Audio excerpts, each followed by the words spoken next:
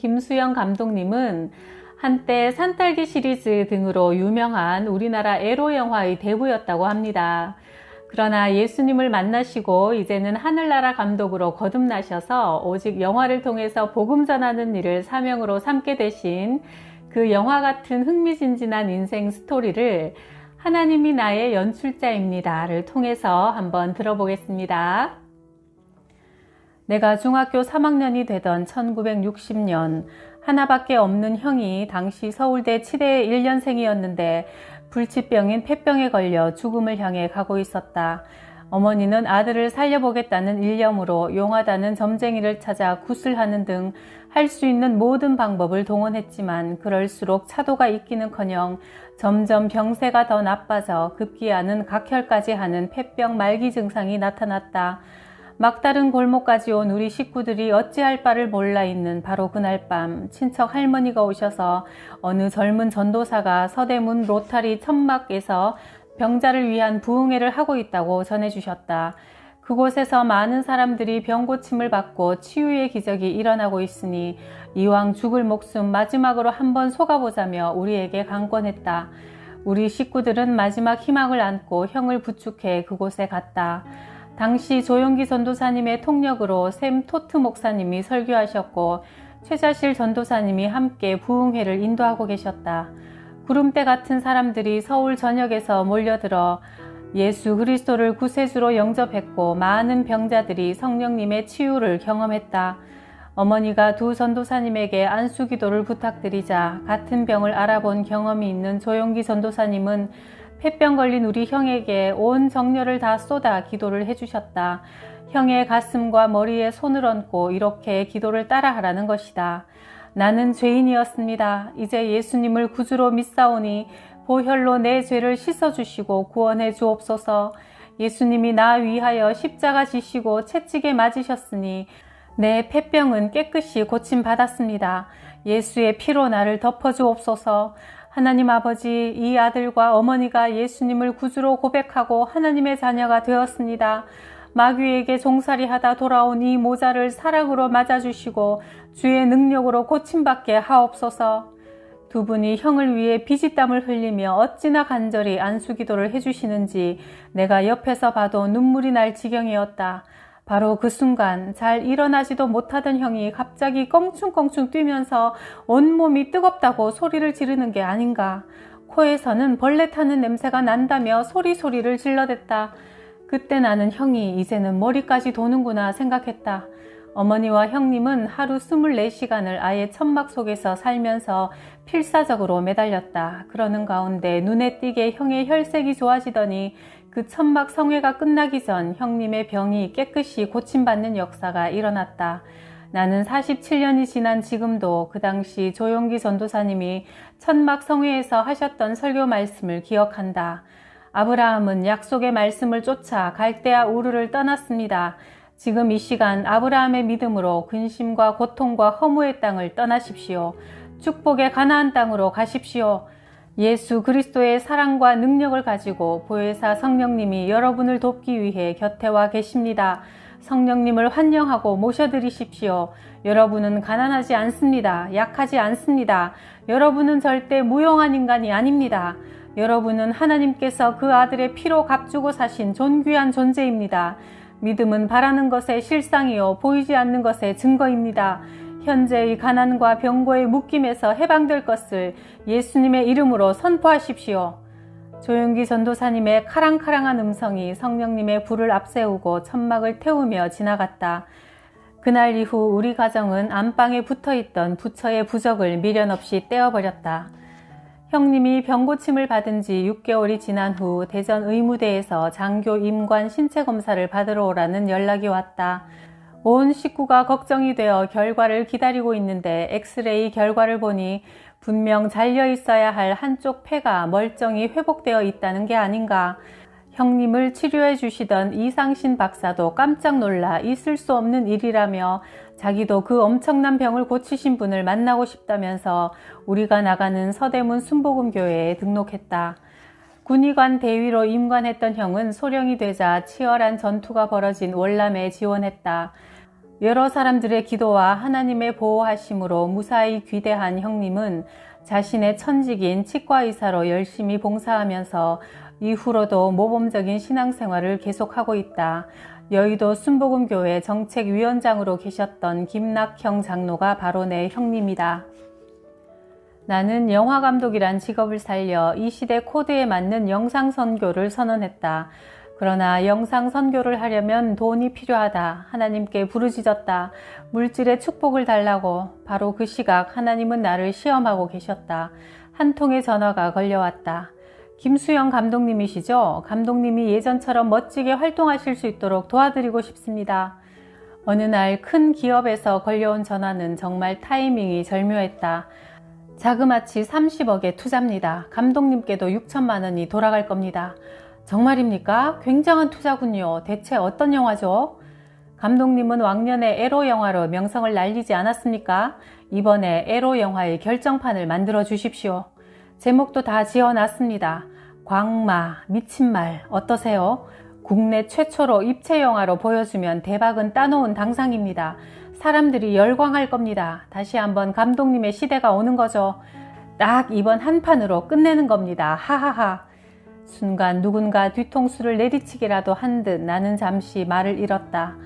아들아, 내 마지막 부탁이다. 에로 영화는 그만 찍고 하늘나라 감독이 되어다오.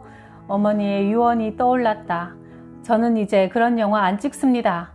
아니 감독님, 6천만 원이나 되는 거금을 거절하시겠다는 말입니까? 이 영화로 다시 감독님의 명성을 되찾고 또 감독님이 추구하시는 영상 선교를 편하게 할 수 있을 텐데요. 영화 감독으로서는 연출 의뢰가 들어오면 이보다 더 기쁜 일은 없다. 나 또한 오랜만에 연출 작업이라 흥분이 되어 눈시울까지 뜨거워졌다. 준비 단계는 이미 끝난 상태라고 내 확담만 들으면 일은 일사천리로 진행된다고 거듭 강조했다. 그런데 작품이 문제였다. 그동안 나는 28살 나이에 감독이 되어 청춘물부터 시작해 코미디물까지 하면 할수록 더 새로운 것을 만들고 싶은 욕심은 더해갔다. 이후 새롭게 시도한 장르가 에로물 산딸기였다. 치솟는 인기와 일본에서 스카웃 제의까지 내 영화의 인기는 대단했다. 그러나 그럴수록 지켜보는 가족들의 염려는 커져만 갔다. 아무리 말해도 변할 줄 모르는 나 때문에 어머니는 매일 눈물로 기도드렸다. 애미가 이렇게 빌 테니 제발 그런 영화 좀 그만 찍어라. 어머니, 에로 영화도 예술이에요. 지금 한창 잘 나가고 있는데 뭐가 문제입니까? 저는 빨리 돈 벌어서 어머니 호강시켜 드릴 거예요. 빌딩도 올리고요. 다 소용없는 일이다. 빨리 회개하고 하나님 품으로 돌아오너라. 너는 하늘나라의 감독이 되어야 한다. 어머니가 돌아가신 후에야 그 말씀을 따라 신학 공부를 하면서 어머니 말씀을 따르려는 이 순간인데 참으로 난감했다.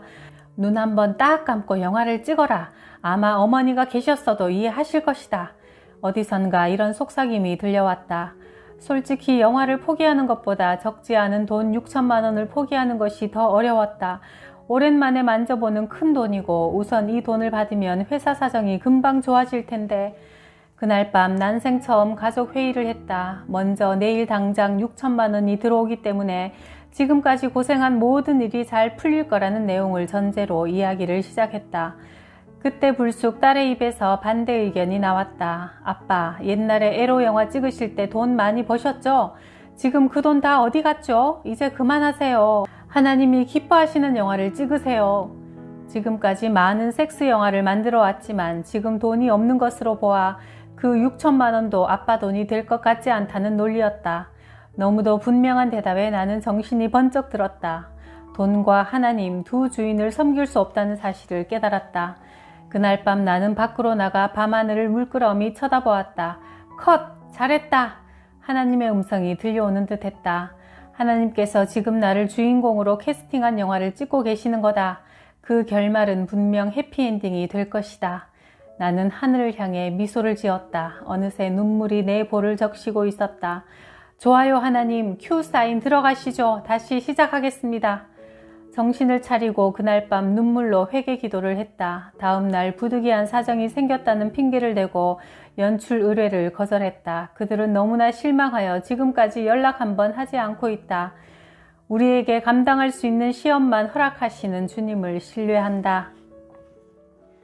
내가 만든 영화 중 오마담의 외출이 있다. 주인공은 김보연, 임동진, 남궁원 씨가 맡았는데 김보연 씨 동생 역을 맡은 한 청년의 초청으로 어느 날 암사동 그의 집을 방문하게 되었다.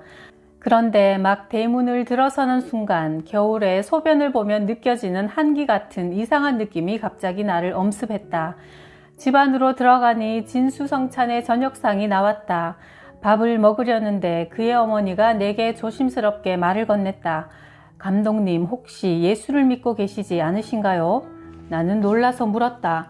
아니, 내가 이야기를 하지 않았는데 어떻게 아셨습니까? 했더니 감독님이 우리 집 대문을 넘어 들어오실 때부터 알았어요. 아들이 어머니, 감독님 오셨어요? 하는데 갑자기 누군가 제 뒤통수를 야구 방망이로 후려치며 왜 이곳에 예수쟁이를 초대했냐며 야단을 치더라고요. 그래서 지금 제가 믿는 칠성신한테 혼이 나서 머리가 아픕니다. 그 소리를 듣는 순간 이번에는 내 머리카락이 곤두섰다. 후에 알고 보니 그녀는 바로 우리나라에서 제일 유명한 암사동의 큰 무당이었다. 그날 나는 충격을 받아 밥을 대충 먹고 서둘러 그곳을 빠져나왔다. 지금 같았으면 그 무당을 향해 지금부터는 예수를 믿어보시지요 하고 전도했을 텐데 당신은 믿음이 약했던 터라 걸음아 날 살려라 하고 도망쳐 나오고 말았다. 그리고 그날 밤 많은 생각을 했다. 내가 예수 믿는다는 소리도 교회 나간다는 소리도 안 했는데 그가 어떻게 나를 알아본 걸까? 그러다 내린 결론은 내 마음속에는 늘 예수님이 함께 동행하고 있다는 사실이다. 그것을 큰 무당을 통해 처음 실감하게 되었다. 내가 처음 부도가 났을 때 채권자들은 조폭들을 풀어 집에 때로 몰려와 밤을 새우는가 하면 화장실을 점령하여 식구들을 괴롭혔다. 나는 큰 결심을 하고 조폭 두목과 협상하여 어떤 조건도 감수할 테니 식구들은 괴롭히지 말아달라고 부탁했다. 그는 흔쾌히 내 제안을 받아들여 일행을 모두 철수시키고 직접 나와 동행하기 시작했다. 심지어 촬영장까지 쫓아다녔다. 스태프들이 누구냐고 물으면 시골에서 올라온 친척이라고 소개하며 정말 동생처럼 편안하게 그를 대해주었다. 3개월쯤 지나자 채권 채무 관계를 떠나 정이 들었다. 그는 나를 친형님처럼 잘 따랐고 차 운전은 물론 잔심부름까지 해주면서 함께 시간을 보냈다. 어느 날 그가 말했다. 채권자한테 의뢰받은 금액에서 자신들의 몫이 절반인데 자기 몫을 포기할 테니 의뢰자의 액수만 갚으라는 것이다. 물론 고마운 제안이었지만 당시 촬영비도 모자라 쫓기는 판이라 그 조건을 받아들일 형편이 아니었다. 실망하고 돌아간 그는 며칠 후 말쑥한 모습으로 나타나 자신이 대신 빚을 다 갚았다며 한약까지 지어와서 건강을 잃지 말고 이제부터 마음 편안히 지내라고 하면서 진행비까지 남겨놓고 내 곁을 떠나갔다. 나는 그의 도움으로 무사히 촬영을 마칠 수 있었고 개봉 후 첫 수입으로 그에게 감사의 글과 함께 돈의 일부를 갚았다. 20년이 지난 지금도 가끔 전화가 와서 빚을 져도 피하지 않고 자신의 위치를 꼭꼭 연락해주는 내 당당한 모습이 좋았고 악질 소리만 들으며 살아온 자신을 사랑의 마음으로 인간 대접을 해주어 고마웠다고 한다. 어느 날 기독교 방송에서 내 간증 프로를 보았다며 자신도 마침내 예수를 영접했다고 전해왔다. 내 사무실이 중앙극장 건너편에 있을 때 출근하려면 항상 육교를 지나는데 육교 위에서 동냥하는 거린이 있었다. 비록 거린 행세를 하고 있지만 어딘지 특이한 사람이었다. 예를 들면 휴대전화가 처음 나왔을 때 제일 먼저 구입한 사람이 바로 그 거지 장 씨였다. 이런 생활을 하려면 남보다 정보가 빨라야 한다며 부인도 다른 곳에서 같은 직업, 즉 국어를 하고 있는데 서로 연락이 잘 되어야 한다는 게 그의 지론이었다. 빠른 정보가 수입과 직결된다는 것이다. 또 여름만 되면 그는 꼭 피서를 다녀왔다. 이런 일을 할수록 건강에 신경 써야 하며 건강을 잃으면 아무 일도 할 수 없다는 것이 그의 주장이었다. 하루 수입 목표량을 5만 원으로 정해놓고 그 금액이 달성되면 더 이상 욕심내지 않고 하루 일과를 미련 없이 끝낸다. 자신의 분수에 넘치는 욕심을 내면 꼭 사고가 난다면서 그는 그렇게 자신의 직업에 충실한 사람이었다. 비록 머리를 푹 숙이고 동량으로 생계를 이어가고 있지만 그의 특이한 행동을 발견하고 난 뒤 나는 그곳을 지날 때면 미소를 던지며 장 사장 힘내 하면서 응원을 해주곤 했다. 어느 날 말쑥한 신사가 사무실에 찾아와 저녁을 대접하겠다고 하는데 처음에 누군지 알아보지 못했다. 자세히 보니 바로 그 거린 장씨였다. 그의 사연인즉 시골에서 올라와 작은 중소기업을 운영했는데 믿었던 사람들한테 사기를 당하고 나서 이런 신세가 되었단다. 처음엔 목숨을 끊을 생각도 했다가 우는 자식들을 보고 독하게 마음먹고 살기로 했단다. 길거리에 거린이 된 자신을 바라보면서 자포자기의 희망 없는 삶으로 세월을 보내는데 나를 통해 어느 날부터 희망을 발견했다는 것이다. 이 세상에 나를 상대해주는 사람도 다 있구나. 나한테 미소를 던져주는 사람도 있구나. 나는 늦게까지 그의 고생한 이야기를 들으면서 용기 잃지 말라고 위로해 주었다. 그는 시간을 내주어 자신의 이야기를 들어주어서 고맙다며 택시를 잡아주고 내 손에 택시비까지 쥐어주었다. 그는 어둠 속에서 내게 이렇게 말했다. 모두들 나를 거지라며 사람 취급도 해주지 않았는데 오직 감독님만 저를 사장이라고 불러주시고 항상 따뜻한 미소로 대하며 사람 대접을 해주셨습니다. 감사합니다. 작년 봄 의정부에 있는 성은교회에서 예배를 인도해 달라는 부탁을 받았다. 며칠 후 우연히 의정부에 사는 선배 한 분이 우리 회사를 방문해 나는 기뻐서 이번에 내가 의정부 교회에서 간증 집회가 있으니 이 기회에 형도 교회에 한번 나와보라고 말했다.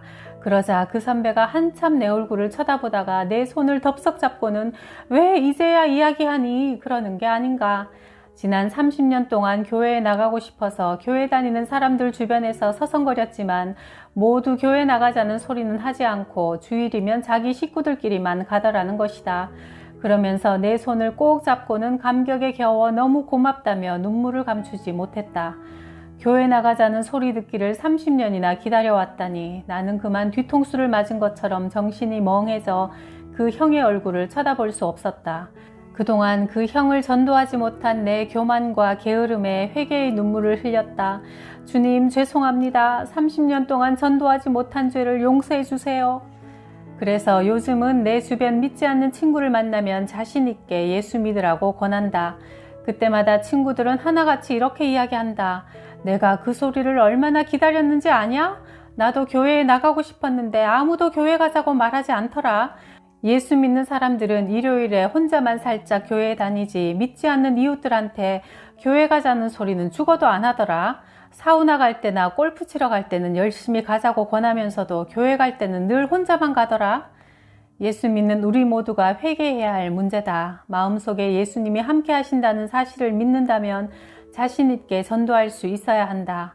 나는 예수 믿는 사람입니다. 저하고 같이 교회에 나가시죠. 이렇게 당당히 전도할 때 예수님도 기뻐하실 것이다.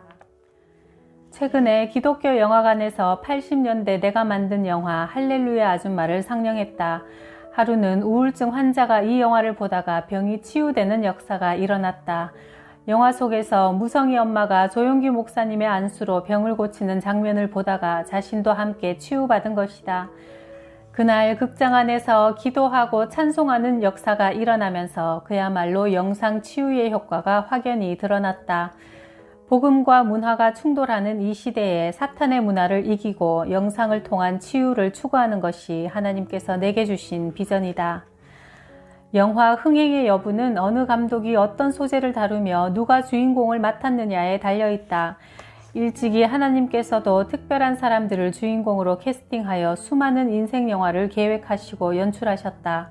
아브라함을 캐스팅해 믿음의 조상으로 세우시고 노아와 그의 가족을 캐스팅해 구원의 방주를 준비하시고 모세를 캐스팅하여 400년 동안 노예로 살던 이스라엘 백성을 구출하시고 다윗을 캐스팅하여 거인 골리앗을 물리치는 믿음을 보여주시고 구두 수선공 무디를 캐스팅해 영국과 미국의 100만 명이 넘는 사람들에게 복음을 전하게 하시고 손양원 목사님을 캐스팅해 순교를 통해 믿음, 소망, 사랑 그 중에 제일은 사랑이라는 사랑의 원자탄을 터뜨리셨다. 내 인생 연출자 또한 하나님이시다. 직접 내 삶의 감독이 되어주시는 하나님. 그분의 영화에 캐스팅되는 것은 오로지 그분의 뜻에 달려있다. 그러나 한번 캐스팅되었다면 이후의 시나리오에 대해서는 걱정할 필요가 없다. 지금도 하나님은 하늘나라의 확장을 위한 진정한 주인공을 찾고 계신다. 바로 주님을 사모하는 우리가 그 주인공들이다. 하나님이 연출하시는 세상이라는 넓은 무대에서 누구나 하나님께서 맡겨주신 각자의 배역이 있다. 주어진 환경 속에서 내 배역에 충실할 때 하나님도 기뻐하시고 우리는 성공적인 삶을 살 수 있다.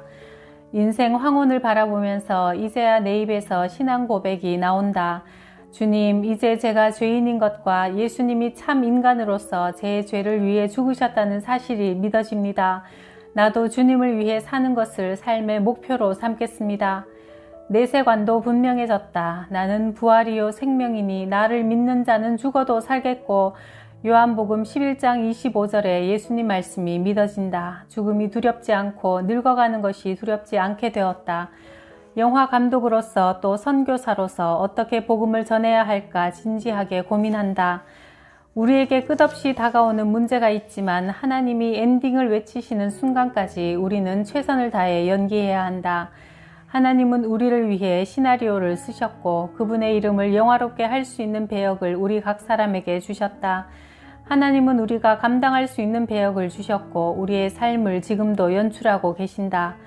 오늘도 나는 한 손에 성경을 들고 또 한 손에는 필름을 들고 나를 필요로 하는 현장으로 달려가고 있다.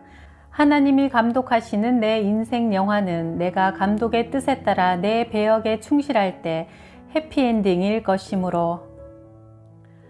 1980년 초 미국에서 귀국한 김성광 목사님을 나의 절친한 친구 이성근 화백의 소개로 만났다. 김성광 목사님은 최자실 목사님의 둘째 아들이다. 그는 당시 오랜 유학 목회로 서구적 마인드와 탁월한 예술 감각을 가지고 있었다. 첫 만남에서 그는 내게 영상을 통한 전도에 대해 이야기했다.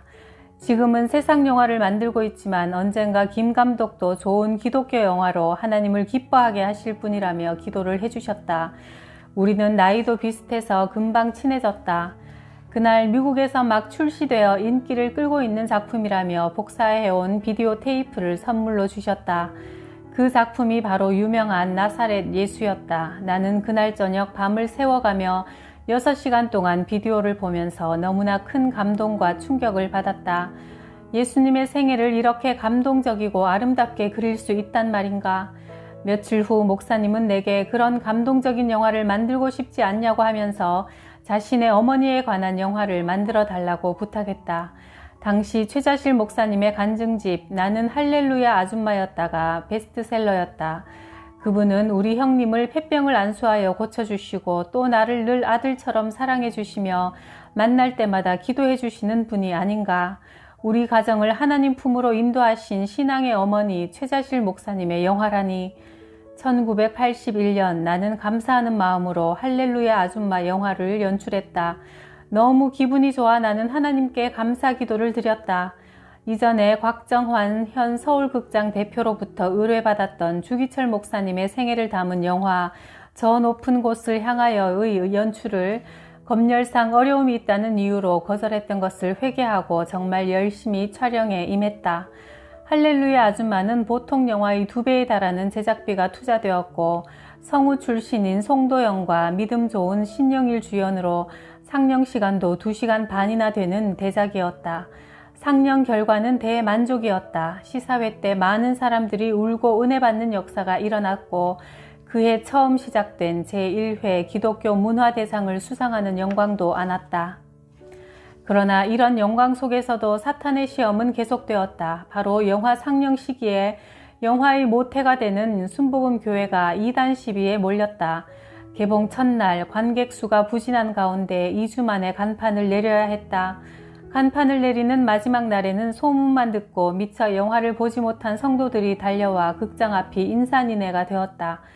극장 문짝이 떨어져 나가는 난리가 나는 바람에 극장 측 배려로 심야 1회를 더 상영하는 것으로 아쉬운 마음을 달래야 했다.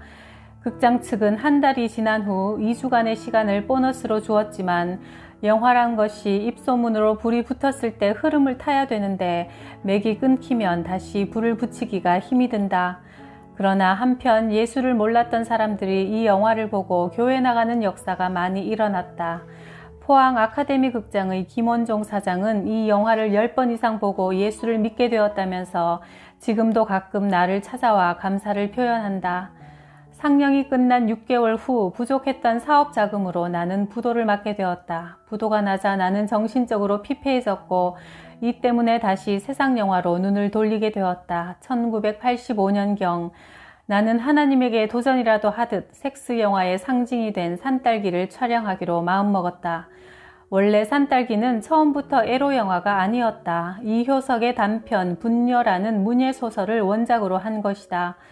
그런데 영화사 사장님들 모두가 내용은 좋은데 제목이 무겁다며 거절을 했다. 당시 영화계는 에로틱한 분위기의 제목이 유행할 때였다. 뻐꾸기도 밤에 우는가, 앵무새 몸으로 울었다 등. 그래서 영화 내용이 토속적인 것을 감안해 제목을 산딸기 알몸으로 읽는다고 정했다고 했더니 제목만 들어도 대박감이라며 바로 계약에 들어갔다. 산딸기 시리즈는 이렇게 하여 이후 에로 영화의 대명사가 되었다. 이 영화의 전국적인 인기로 감독 김수영의 전성기를 맞아 오마담의 외출, 훔친 사과가 맛있다, 화려한 유혹 등 이름만 들어도 요란한 영화를 줄기차게 만들었다. 특히 장미희 주연의 갯마을은 당시 중앙극장에서 20만 명을 동원하는 놀라운 성과를 거두었다. 산딸기는 사실 문예 영화로 기획되었지만 제목 때문에 내겐 평생 에로 영화 전문 감독이란 꼬리표가 붙어 다녔다. 그런 나를 보고 김성광 목사님은 매우 안타까워하셨다. 점점 이렇게 세상으로 빠져들어가던 나는 빨리 부자가 되고 싶었고 빨리 출세하고 싶었다. 탕자가 되어 이왕 엎질러진 물 더 세게 나가자 마음먹고 유명한 배우 나스타샤 킨스키가 주연한 영화 하렘, 홍콩 인기스타 왕조현이 주연한 연애일기, 또 일본 영화사상 최고의 제작비를 들인 대작 구로사와 아키라 감독의 란 등 외화를 수입했다. 그러나 흥행은 내 뜻대로 되는 것이 아니라 하나님이 도와주셔야 된다는 것을 깨닫기까지는 많은 시간이 걸렸다. 1994년 여름 많은 로열티를 지급하고 저스틴 자켓 감독이 만든 아주 재미있는 바람난 계집애들이란 영화를 개봉하게 되었다. 헐리우드, 동화극장 등 10여 곳에서 동시 상영을 하기로 했으니 이젠 개봉만 하면 나는 다시 부자가 된다. 그동안 사채 썼던 것을 다 갚고 재기할 수 있다고 생각하니 잠이 오지 않았다. 드디어 개봉날 아침에 눈을 떠보니 세상이 달라져 있었다. 새벽부터 억수같이 비가 쏟아지는 게 아닌가. 전날까지 멀쩡하던 날씨가 믿지 못할 만큼 나빠져 있었다. 나는 그때 처음으로 하나님을 찾았다. 이번 딱 한 번만 눈 감고 나를 도와주시면 앞으로 후회하지 않을 인생을 살겠다고 매달렸다. 그러나 장맛비는 더 억세져 10년 만에 대홍수가 날 정도였다. 영등포 일대가 물바다가 되고 극장 안은 일주일 내내 물에 잠기는 신세가 되었다. 그때야 성경 구절이 생각났다. 욕심이 잉태한 즉 죄를 낳고 죄가 장성한 즉 사망을 낳느니라. 야고보서 1장 15절 말씀. 믿었던 영화 바람난 계집애들의 흥행 실패로 나는 큰 어려움에 빠졌다. 구로사와 감독의 란의 수입도 왕조현의 영화도 자금난으로 개봉 날짜가 미뤄지고 점점 어려운 상황이 되어 나는 또다시 빚에 쫓기는 신세가 되었다. 내가 발행한 어음, 빌려준 수표의 결제 날짜는 계속 다가왔지만 그것을 갚을 수 없었던 나는 또 한 번의 부도를 내고 말았다. 술로 세상을 원망하고 현실을 한탄했다. 자포자기 심정으로 옥상에 올라가 자살을 해볼까 생각한 것도 한두 번이 아니었다. 결국 나는 성동구치소에 수감되었는데 새벽에 눈을 뜨면 창살 너머로 십자가 탑이 보였다. 그곳에서 나는 완전히 무너지고 깨어져 가고 있었다. 구치소에 들어온 지 2달 만에 형님이 면회를 왔다. 나를 한참 불쌍한 눈으로 쳐다보더니 형은 대뜸 회개 좀 했니? 성경은 읽었니? 물었다. 내가 섭섭하고 기가 막혀서 회개는 무슨 회개? 하고 퉁명스럽게 대꾸를 하니 형은 아이고 아직도 정신을 못 차리고 불쌍한 놈 하더니 휙 나가버렸다. 그러나 그 후 이런 생각이 들었다. 그래 형님 말이 맞다. 하나님께서 나를 사랑하셔서 이곳에 보내주셨구나. 이왕 온 김에 성경책이나 읽고 나가자. 그동안 바쁘다는 핑계로 제대로 성경 한번 읽을 시간이 없었던 것을 회개하고 창세기부터 읽어나갔다. 교회 나간 지 30년 만에 처음으로 성경을 읽는 축복을 받게 된 것이다. 이를 통해 나는 다시 깨지고 무너졌다. 사망의 늪에서 나를 건지시는 하나님의 역사가 본격적으로 일어나고 있었다. 성경을 읽어보니 성경 속에는 많은 단역 배우가 등장했다. 그러나 예수님은 그런 미미한 인물들에게도 큰 의미를 부여하시는 것을 발견했다. 마가복음 10장 46절에 나오는 소경 바디메오도 그런 인물 중 한 사람이다. 바디메오는 세상 사람들이 보기에 아무것도 자랑할 것 없는 사람이었다. 그러나 주님을 사모하는 마음을 통해 운명이 바뀌었다. 그래, 내가 지금까지 바로 저 소경 바디메오가 아니었던가 하는 생각이 들어 눈물을 쏟았다. 성경 속에 어머니 얼굴도 떠올랐다. 나를 위해 매일 밤 교회에서 철야 기도를 하고 계실 어머니를 생각하니 또 눈물이 솟구쳤다. 구치소 생활 4개월을 끝내고 나는 그리운 어머니의 품으로 돌아왔다. 2003년 대전 교도소에 간증을 하러 갔다. 5명의 사형수와 500명 죄수들은 다들 억지로 물가에 끌려 나온 망아지 같은 표정으로 앉아 있었다. 너희는 떠들어라. 나는 그저 시간만 때우면 된다 하는 그들을 보는 순간 10여 년 전 부도로 4개월 구치소 생활했던 생각이 나서 왈칵 눈물이 쏟아졌다. 내가 울먹이는 소리로 말했다. 나도 여러분과 똑같은 심정입니다.